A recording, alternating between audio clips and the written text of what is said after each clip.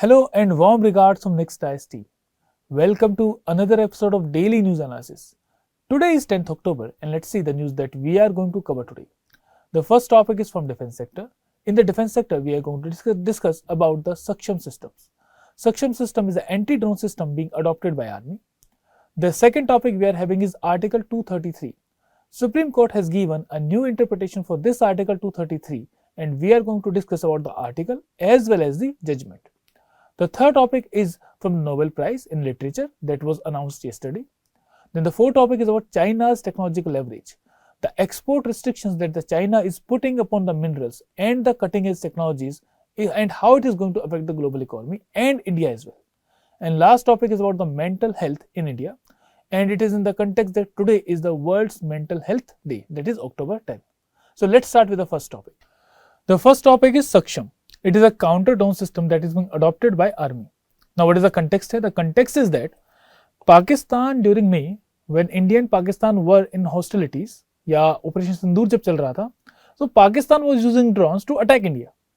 India's air defense system is very capable. It was able to counter all the threats that were coming from Pakistan, but still we were using a large number of defense resources that were costly to counter a few $1,000s drone. So the missile which cost around millions of dollars and a drone which only cost hardly few $1,000s was being not matching each other. So the cost benefit ratio that comes out while using our advanced air defense system to counter these drones was very costly for us. So that was not very economical. In this context, we needed a system that can counter these kind of drone attacks. So in this context, we have developed this Saksham system. Now this topic is relevant from prelims as well as mains point of view. Prelims के अंदर the question comes directly, what is Saksham, or about the air defense system, which are the parts of the air defense system. So Saksham has also become one of the part of the air defense system. The second thing is that in the mains, the question can be directly upon to discuss the air defense mechanism or system of the India. India's air defense system is multi-layered. Discuss it. So in that, one of the part will become Saksham, one of the part will be Saksham also. Now let's go to what is Saksham. Saksham is basically indigenously developed counter-UAS grid system, and it has been developed with the help of Bharat Electronics Limited, Ghaziabad. Now this particular system, first of all, is going to detect, then it is going to track, identify and neutralize the hostile drones or UAS system in real time. This system is going to work up to the range of 3 kilometers or up to the range of 1000 or 10,000 feet. So उतनी range तक हमें ये defense mechanism provide करेगा. So any low flying object, if it comes into India's territory, that will be identified the Saksham Counter-UAS grid system. Now next is what are the features here. The feature is that first of all real-time threat detection, that is very necessary. कि real time a threat can be identified. For that it will be using AI also to identify is it the drone that is coming in the Indian airspace is friendly one or is a hostile one. Secondly, integrated command and control system will be there. It is a modular high-end command and control system operating on the Army's data network. It merges the data from multiple sensors to create a recognized UAS picture. So it simply means कि जितने भी उसके sensors हैं, the sensors that it is using, it is going to integrate all the data that is coming from all those sensors, and it is going to give a complete picture of the battlefield. The sensors and weapon integration is also there. The sensors have been integrated to the weapons through this Saksham system. Then 3D battlefield visualization. The Army will be able to see the area at the ground level as well as the area above the ground level. So a 3D image will be provided to the Army personnel, and that is going to help them in making better decisions, better strategy. Then interoperability and network integration. This Saksham system has been integrated with the Akash Tir air defense system of Army. So there is interoperability as well as integration. Then AI driven decision support system is also provided here. So with the help of AI, the decision making will be very fast, the identification will be very fast, and the response time will also be reduced. So in this context, the Saksham system is going to help us. Then the operational advantage that we are having. Now initially we were strong at the ground level or at the air defense system. Now the air littoral, which has emerged as a new battlefield. Air littoral means कि the atmosphere which is just adjacent to the ground. So ground के up to 3 kilometers की layer को हम लोग बोलते हैं air littoral. So that defense mechanism we have also developed. It will enhance the decision making speed and battle control in the hybrid warfare environment. Hybrid warfare का मतलब ये है कि air is the part of air force, but now here the drones are being used which are very low for the air force, but they are going to damage the army. So this is a hybrid kind of warfare. So in this warfare we are now having a new tool in our kitty. Then it will strengthen India's defense self-reliance and in the Atmanirbhar Bharat, because हमें ये import नहीं करना, हम खुद develop करेंगे. And the benefit here is that India has showcased how much it is capable, how much its systems are capable in the defense mechanism. So other countries will also be willing to procure this particular system from us. Then it will form the backbone of the Army's counter-UAS grid, protecting troops and key assets from the air incursions. Then strategic importance. First of all, earlier we had the tactical battle area. Now we are having tactical battlefield space. Tactical battle area means ground level पे, 2D level पे. Tactical battlefield space means that at the 3D level. Ground level तो है ही, but air mechanism, air वाले को भी हम लोग monitor कर पाएंगे इसकी वजह से. So we will be having a tactical battlefield space advantage.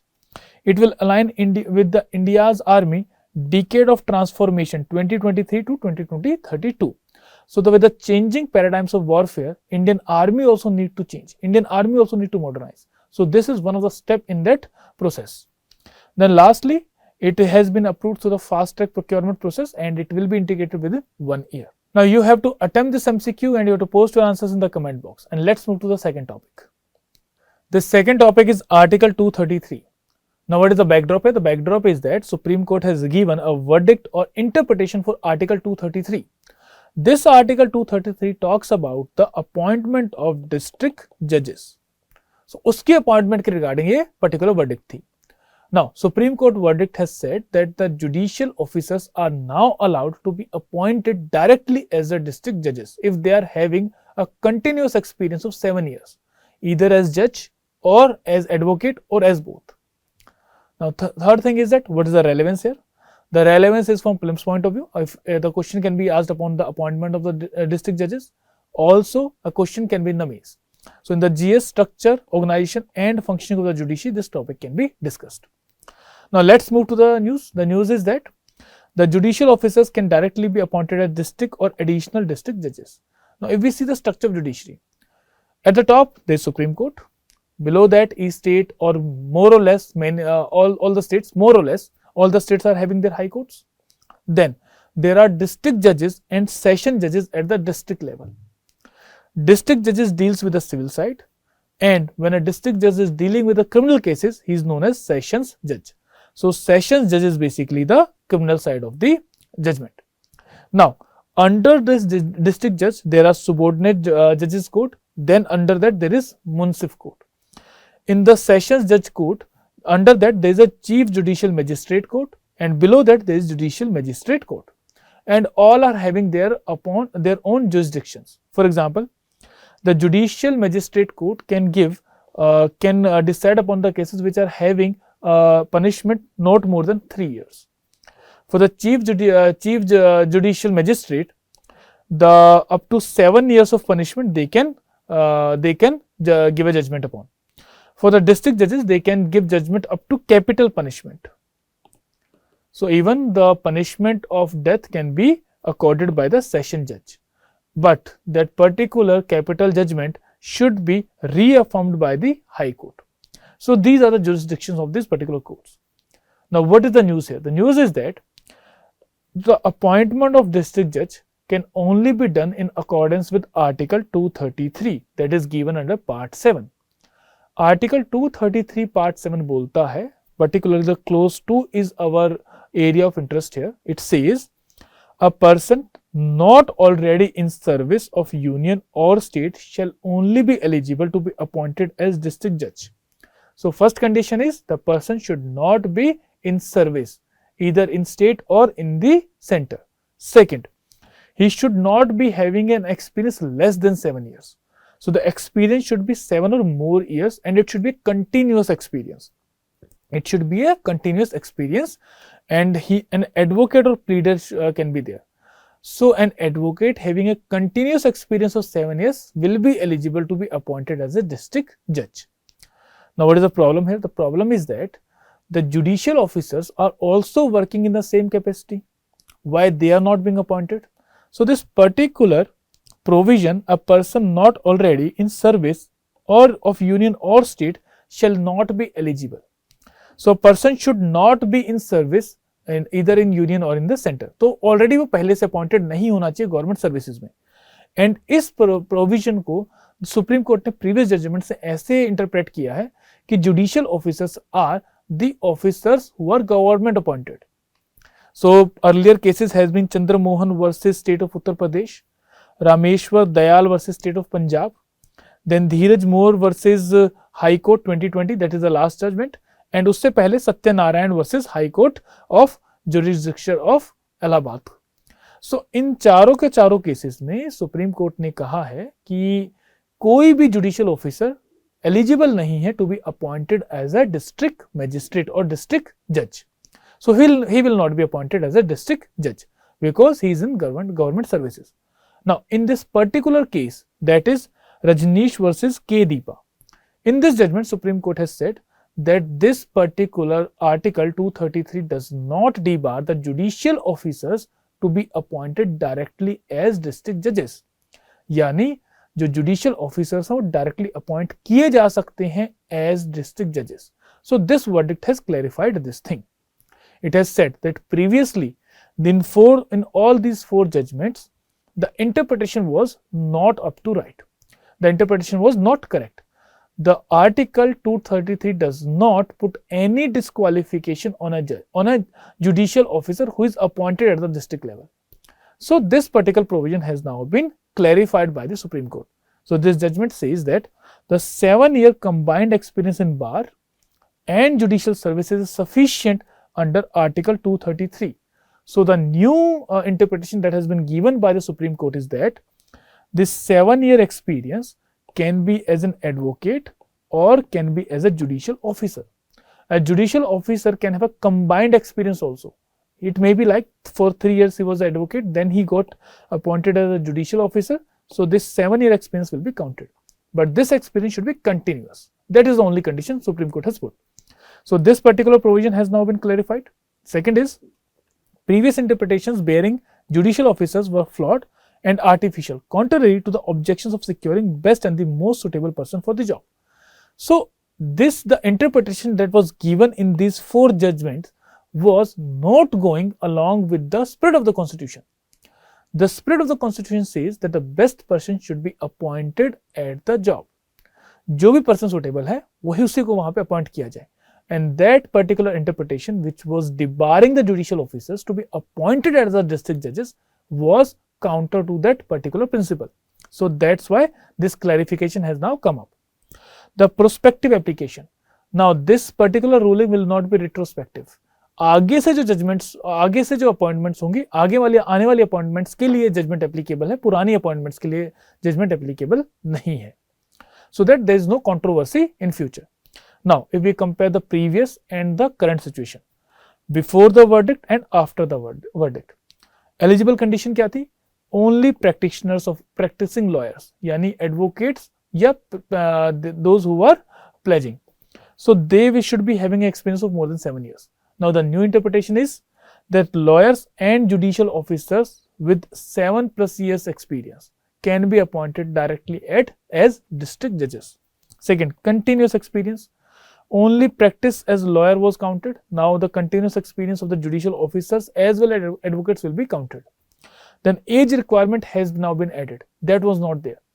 So a minimum age of 35 years is required to be appointed as district judge. So now the state governments have to modify their rules according to the new judgment.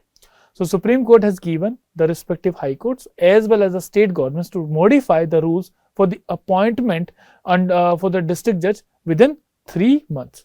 तो 3 महीने के अंदर the state governments as well as the high courts have to make sure that the particular guidelines have been complied upon. Now you are in a position to attempt the MCQ. attempt this MCQ and post your answers in the comment box. And let's move to the third topic. Now, next topic is Nobel Prize in Literature 2025. This topic is purely relevant from prelims point of view. The Literature Award for Nobel has been given to the Hungarian author Laszlo Krasznahorkai.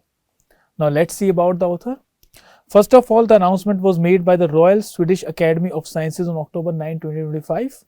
This award goes to Laszlo Krasznahorkai, who is a Hungarian and is a celebrated Hungarian novelist known for his dense, dystopian and philosophical prose. Now, he was born in 1954 in Gheola, near Romanian border, and his first novel or debut novel was Sentengo 1985. Earlier it was in the local language, then it was translated to English language in 2012. After that only he got praise, or he got the global attention. In 2015 he was awarded the Man Booker International Prize. In 2019 he was awarded US National Book Award for Translated Literature. So he has been accorded very prestigious literature awards. Then he is known for long, unbroken sentences and philosophical depth. So the sentences are very long, the philosophical depth is very deep, and even he writes a whole chapter in one paragraph. So that is the beauty of his writing. So the chapters often written as single paragraphs. Only a few books have been translated to English. Then he combines absurdism, grotesque excess and philosophical despair. He tries to explore the apocalyptic terror, spiritual decay and the endurance of art. So his writing shows the decay that is happening spiritually in the world. So he is bringing about the spiritual decay that is happening in the world that has given him the global accolades. Now his major works or notable works include Saturn Tango, that was in 1995, then The Melancholy of Resistance in 1989, then War and War 1999, then Sibo There Below 2008 it was written, and it was got translated in 2013. Then lastly Hershit, which was written this year only in 2025. Now, what is the prize that he will be getting? He will be getting 11 million Swedish kronor in this Nobel Prize for Literature. The award date is December 10, 2025. And this particular award, as we have already discussed, was established by Alfred Nobel, who was a Swedish inventor. Now, if we see for this year, the awards are as follows. For medicine or psychology, physiology, it is Shimon Sakaguchi, Mary Bucknell and Fredel Ramsdell. Then for chemistry, Susumu Kitawa, then Richard Robson and Omar M. Yagi. For physics, John Clark, Michael Devrot and John Martinez.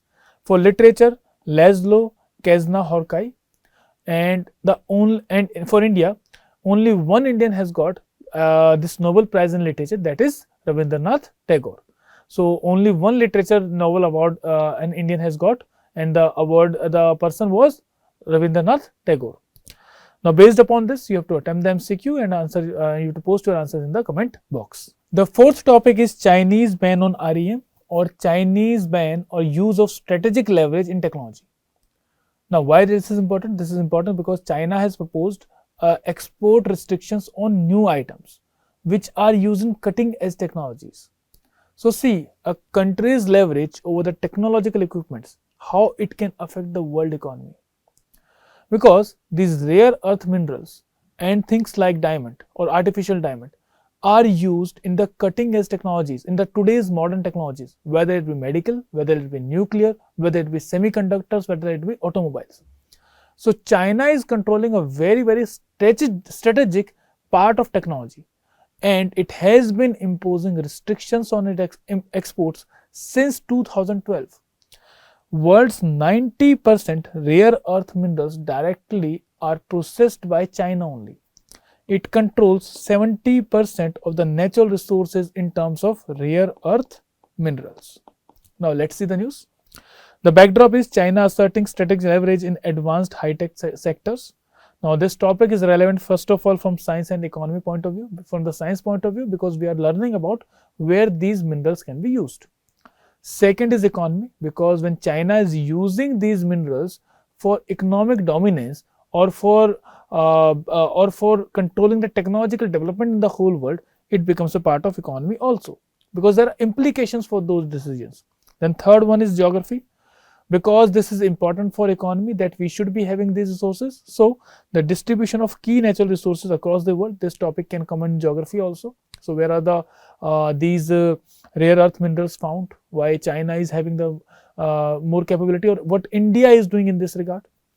Then from GS point to, paper 2 also it is important, because global developments are affecting India's interest, and these restrictions on exports are being put in the context of US tariffs. So these are going to affect India also. Now let's see the news. The news is that China has announced the export curbs on artificial diamonds. First of all, it has also announced new export restrictions on specific types of artificial diamonds and added 5 new rare earth minerals that export restrictions list. Now 5 new REMs have been added to the exports list. Already 7 rare earth minerals were under export restrictions. Now there are 5 more which have been added. So a total of 12 rare earth minerals are under export restrictions by China. It is set to take from November 8, just before the scheduled end of US-China tariff truce. The move is seen as a part of China's broader strategy to tighten control over the high-tech manufacturing supply chain. Now let's see what are the items that have been put under the controls. First of all, artificial diamond micro powders, then single crystal artificial diamonds, and wire saw and grinding wheels. So all these, the export of all these required an export license. So without export license, these cannot be exported out of China. Whenever China is putting these export restrictions, it is affecting the world over.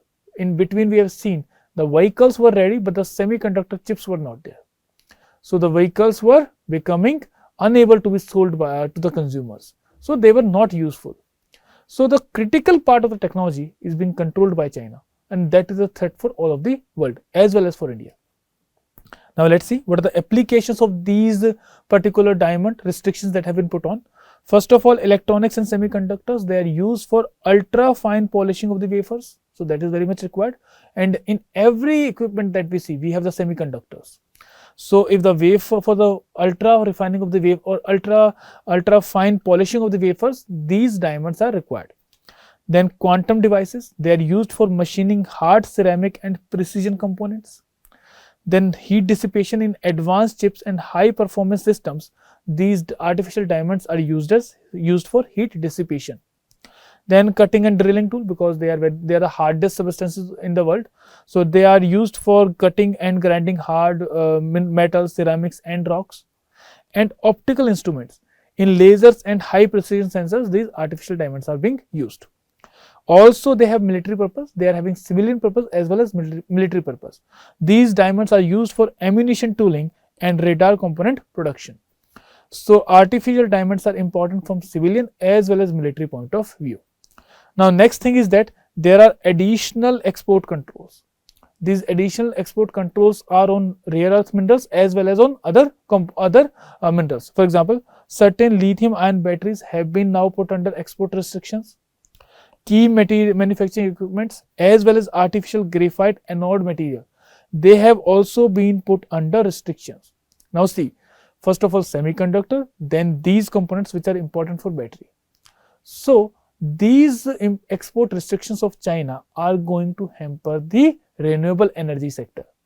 The goal that we are having, that we should be producing more green energy, that will be getting backtracked due to China's decision of putting restrictions on the export of these items.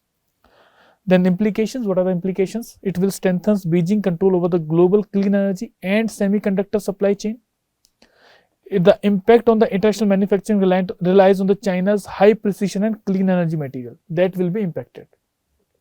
Then also the plan has been put by China that there will be 5 more rare earth minerals that will be put under export restrictions. Already 7 are there. So the number will reach to 12. And total we have 17 rare earth minerals. Let's see which are the minerals. Yttrium, europium, holmium, erbium and thulium. So these are the minerals that will be put under restrictions. And let's see what are the applications of these minerals. First of all, yttrium. It is used in color television screens and LEDs, especially for the red color. Then it is added to superconductor alloys and ceramics to enhance their strength and resistance. Then there are lasers, yttrium aluminum garnet laser used for cutting, welding and medicinal surgeries. So every area having the high tech technology as well as medical sciences will be affected. Then they form part of yttrium stabilized zirconia, which is used in jet engines and fuel cells, because zirconia, this yttrium stabilized zirconia, is having high thermal stability. That's why used in jet engines and fuel cells. Then next is europium. Europium is essential for red and blue phosphorus in televisions and computer screens and LED lighting. It is used in fluorescent lamps and anti-counterfeiting phosphorescent euro notes and passports. Then lastly, it is a neutron absorber. That's why used in nuclear reactors as well. Then third one is holmium.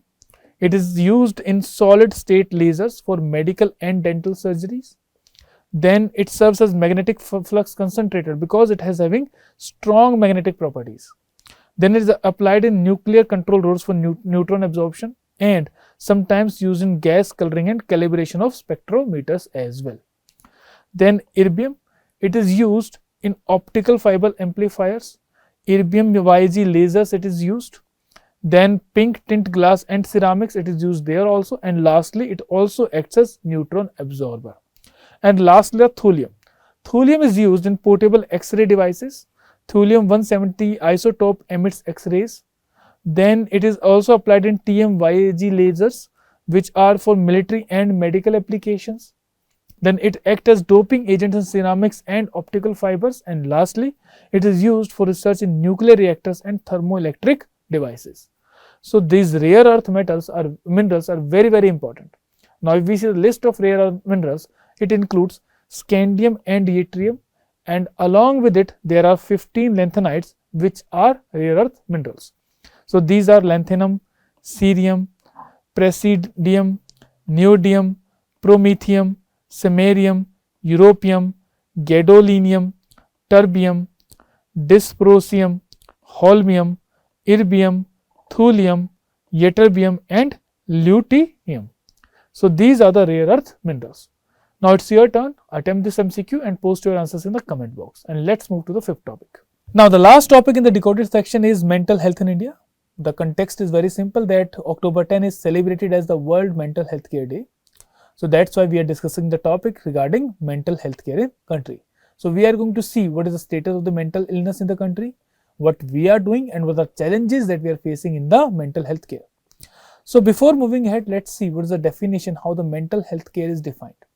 So mental health is defined, or it refers to the person's or individual's emotional, psychological and social well-being. It affects how a person thinks, how he feels and how he behaves.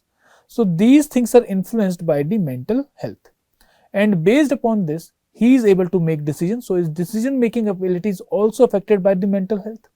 How he manages the stress is also affected by the mental health, and how the relationships are being maintained is also dependent upon the mental health. So if the mental health is not good, then all these things are going to face problems. And if a person is facing problems in these situations, then he may go for extreme steps like suicides. So mental health is very, very important. Now let's see how WHO defines it. WHO says that mental health is a state of mental well-being that enable people to cope with the stresses of life, realize their abilities, learn well and work well and contribute to the community. SDG Target 3.4 talks about reducing the mortality due to non-communicable diseases and mental health. It says that we have to reduce by 1/3 the premature mortality from non-communicable diseases through prevention and treatment and promoting mental health and well-being. And this target has to be achieved by 2030. So 1/3 से हमें reduce करना है जितने भी mortalities हो रही हैं due to non-communicable diseases and through helping in the mental health care. Now next is, if you talk about India, what is India's status? See, mental health के various paradigms हैं. The paradigms include stress, anxiety, depression, and the extreme steps include suicide. Suicide happens when a person says that I have nothing in this world, मेरी कोई utility नहीं है, I have nothing to deliver, or I have no action in the life has any meaning. Then he goes for the suicide. So going for the extreme step, if we see, the data suggests that in 2023 itself, the number of suicides happened in the country were 1,171,418. So you don't need to remember the actual data. You can just remember that 1.7 lakh deaths in 2023 occurred due to suicides. Now if we see, there is an increase in the absolute number. It has increased by 0.3%, but if we talk about the rate has decreased. The rate decrease का मतलब क्या है कि as per population the number of suicides are less. So population increase has outpaced the number of suicides, but still it is not a good sign. The high suicide rate regions include Andaman and Nicobar, Sikkim and Kerala. That means the suicide rate is high there. And if we talk about the absolute numbers, the number of suicides that are happening, they are more in Maharashtra, Tamil Nadu, Madhya Pradesh, Karnataka, West Bengal. 40% of all suicides have occurred in these states. Also, there is an urban-rural gap. The rural people seems more mentally fit rather than the people in the urban areas. So the highest suicide rate was seen in the urban areas due to lifestyle pressure. Also, gender patterns have shown that males have formed 72.8% of the victims. So that doesn't mean that females are not suffering from the mental health. They are also under depression, they are also under anxiety due to various reasons of family as well as outside world. But men are taking more extreme steps towards the suicide. That's why the more victims are from the male side. Then if we talk about the causes, the basic causes include the family problems, then illness, substance abuse and relationship or marriage issues. So these are the basic reasons due to which a person is moving towards taking these extreme steps. Now next thing is, what are the vulnerable groups? Because in every area there are vulnerable groups. The first vulnerable group is the farmer suicides in 2023. So 10,786, that is 6.3% of total suicides occur in the among the farmers only. They have mostly from Maharashtra and Karnataka. Then next, if we talk about the cumulative data, so in last 10 years since 2014, 1 lakh farmer suicides have happened. If we talk about the last 20 years before that, so from 1995 to 2015, 2.96 lakh farmer suicides have occurred. Along with that, students have also become the next group. The students are also facing the pressure of exams, and that's why they are also moving towards the suicidal tendencies. Along with that, there is one more vulnerable group which is affected by the mental health illness, that are homemakers and caregivers. They face depression, marital stress and domestic violence, and this is largely absent from the official data because this is not being recorded. Next thing is mental health care burden in the country. If you talk about the overall mental health burden, include 230 million people in the country are affected by mental health. So लगभग 23 करोड़ लोग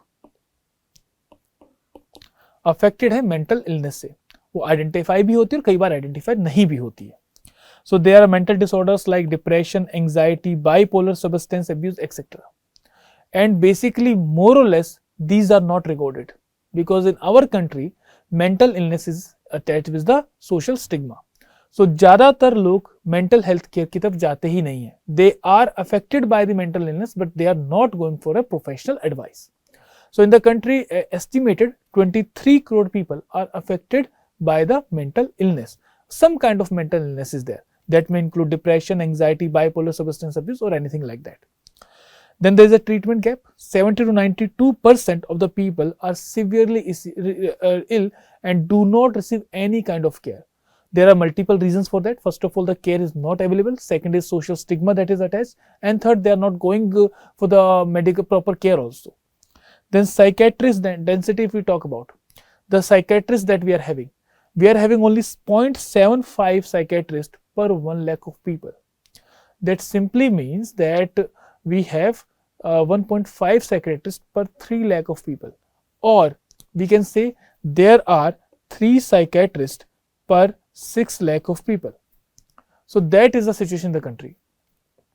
If we talk about the WHO norms, WHO says that 1.7% should be the minimum average. And if we talk about the ideal one, that there should be 3 psychiatrists per 1 lakh of people. and in India we are having 3 psychiatrists per 6 lakh of the people. So that is the situation that we are having. Then if you talk about the WHO estimate, 16.3 suicide deaths per 1 lakh people, 1 lakh of population are happening in the country. 16.3 suicide deaths. Lifetime prevalence is 10.6%, and underlying cause is basically stigma, cost and lack of professional, poor outreach. So these are the major causes. These data you can add or you can use in your answers. That will be very helpful for your answers. Now next we move to technology is replacing humans. Now a new trend is being seen. Instead of talking about our problems to other persons, to the relatives or to the family members or to our friends, we are moving to the AI. We are talking to AI to discuss our problems or the feelings that we are having with the AI, and that is a problem. Now the machine is replacing the humans, and that is a very dangerous trait, because the basic necessity of a person, to have a society, that essence is being lost when we are using or we are utilizing the artificial intelligence to sort out our problems or to discuss our mental health related problems with them.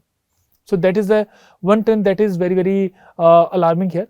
Next thing is that the reason is that loneliness, stigma and lack of accessible human counseling, because more or less in today's time no one is having time for others. So there is lack of human counseling. That's why the students, the people are using AI to discuss their problems, their mental issues that they are facing. And when they are using AI, the problem is that the AI is not equipped well to give a proper advice. So that is one thing, that they will be given a wrong advice or a misdirected advice, and that may lead to other consequences. So the AI tool lacks confidentiality, crisis response and privacy safeguards. Even at the time of panic, the AI will not be able to give a proper response. So in those panicking situations, the AI will not be capable to cater to the needs of that particular person. Non-technological faith, but collapse of human institutional support system. So relying on these machines shows that the human institutional support system is collapsing. OpenAI CEO Sam Altman has also said that acknowledged young users treat AI like a therapist or life coach. That is very, very wrong. It is not a life coach. Now, if we talk about India, what steps we have taken in this regard? First of all, we are having a Mental Health Care Act of 2017, which says that first of all, suicides are not criminal or they have been decriminalized. इससे पहले suicide वर criminal offence. अगर आपने suicide commit किया तो आपको punish किया जाएगा. So now this mental health care bill, mental health care act, is treating suicide as a mental problem, a mental illness problem, and accordingly the response will be given by the government. उनको medical care दी जाएगी rather than giving them punishment. Second, this mental health care act also says that every person will be having a guaranteed right to get access to the mental health care. So mental health care को government guarantee करेगी through this particular act. Second is National Health Policy of 2017. इसने भी कहीं ना कहीं has given emphasis about the mental health care, and उसके regardingly steps have to be taken. Then we have a National Suicide Prevention Strategy of 2022 also. This strategy says that we have to reduce the total number of deaths happening due to suicides by 10%, and we are very, very far from that goal. Even we have seen an increase in the number of suicides. So this the target of 10% is far than seems to be achievable. Then the Right of Persons with Disabilities Act, it again acknowledges mental health as one of the problems, mental illness as one of the problems.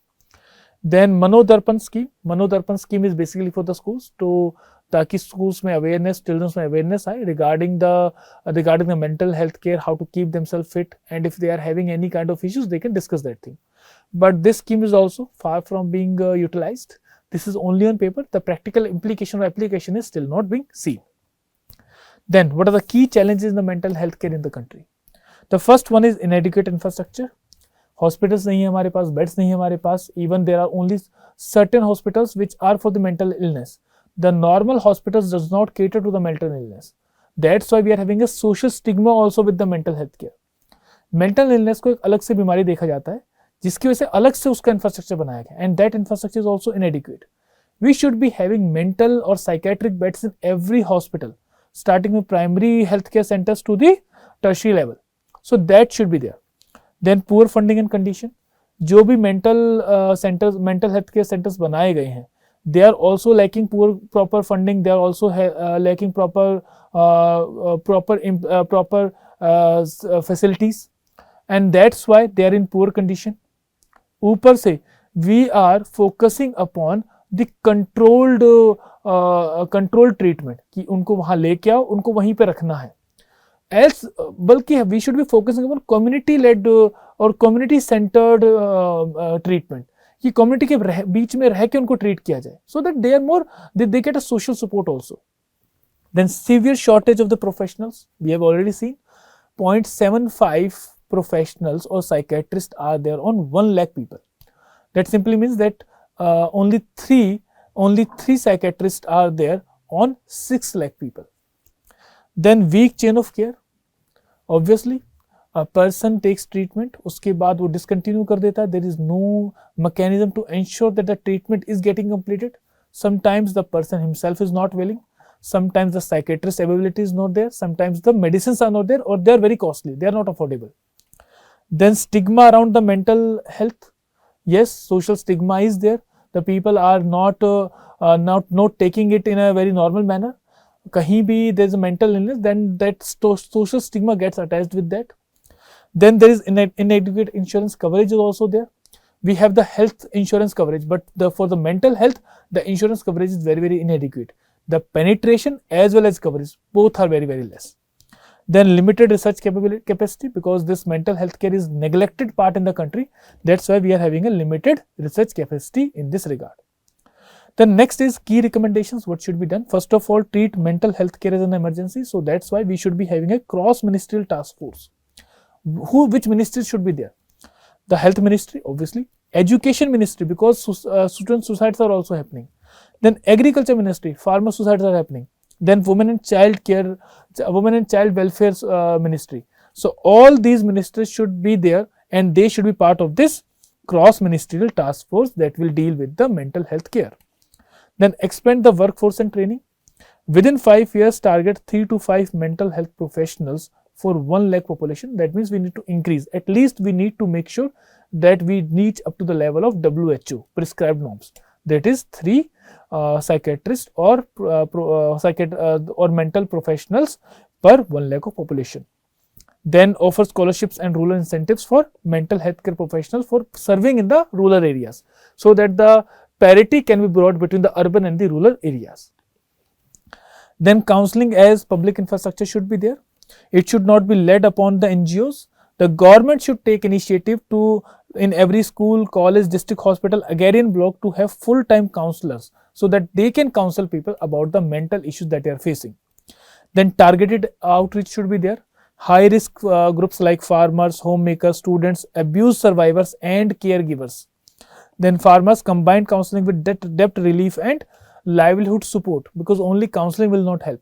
They are the basic reason for their suicide should also be catered upon. So debt relief should also be provided to them. Then homemakers, build community-based therapy networks. Then student, ensure continuous institutional mental health support in coaching hubs like Kota or other coaching hubs. Then regulation of the digital mental health platforms is also very, very required, because AI now is being used. So mandate privacy disclosure, disclaimers and crisis redirections for mental health apps and AI tools. Require real-time access to the licensed professionals should be there. Then until ethical and legal framework exist, AI tools must not replace the human counseling. Human counseling is very, very important. Lastly, urgent attention is needed towards the mental health care. Why? Because now our youth is being affected. The demographic dividend that we are talking about will turn into demographic curse. So the 15 to 29 years of our youth is being affected by the mental illness due to the performance pressures, due to the career pressures, due to the other living standard pressures. Then India-based disappropriate goal of global female suicides. Then economic cost is also very high. It is expected that by 2030 it will affect 1 trillion of GDP. On yearly basis, we talk about employers lose 1.1 lakh crore annually due to absenteeism or burnouts. So the proper work time, the proper work-life balance should also be there, because this is also one of the reasons for mental illness, for the anxiety, depression that we are having. Then each side, if we talk about, is a silenced voice, is a broken family, because when a person is lost, the family is broken, the family is dependent upon it. There's a big loss to the family, and it's a lost potential for the nation also. So we should take every measure to ensure that our population is mentally fit, our population is mentally healthy, our population is stress free, anxiety free, depression free, and it is not taking steps like suicides. So with this, we conclude for the day. This is the question for you, the main question that you can attempt. Thank you very much and have a nice day.